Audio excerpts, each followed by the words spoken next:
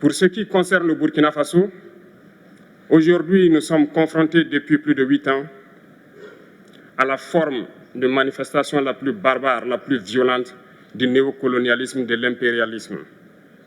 L'esclavage qu'on tend encore à nous imposer. Nos dévanciers nous ont bien appris une chose. L'esclave qui n'est pas capable d'assumer sa révolte ne mérite pas que l'on s'apitoie sur son sort. Nous ne nous apitoyons pas sur nos sorts, on ne demande pas que quelqu'un s'apitoie sur notre sort.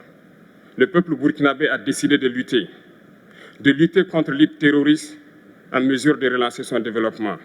Dans cette lutte, des vaillants peuples, des vaillantes populations se sont engagées à prendre les armes face au terrorisme, ceux que nous avons affectueusement appelés les VDP, des volontaires. Nous sommes surpris de voir les impérialistes traiter ces VDP de milices et de tout type. C'est décevant, parce qu'en Europe, lorsque des peuples prennent les armes pour défendre leur patrie, on les traite de patriotes. Nos grands-pères ont été déportés pour sauver l'Europe. Ce n'était pas avec leur consentement, contre leur gré.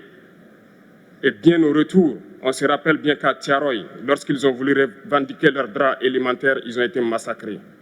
Cela ne fait rien donc. Lorsque nous, peuple, nous décidons de nous défendre, on nous traite de milices. Mais là n'est pas le problème. Ce qui est le problème, c'est de voir des chefs d'État africains qui n'apportent rien à ces peuples qui se battent, mais qui chantent la même chose que les impérialistes en nous traitant de milices, en nous traitant donc d'hommes qui ne respectent pas les droits de l'homme. De quels droits de l'homme parle-t-on? Nous nous offusquons contre cela et c'est honteux. Il faut que nous, chefs d'État africains, nous arrêtons de nous comporter donc en marionnettes qui dansent à chaque fois que les impérialistes tirent sur les ficelles.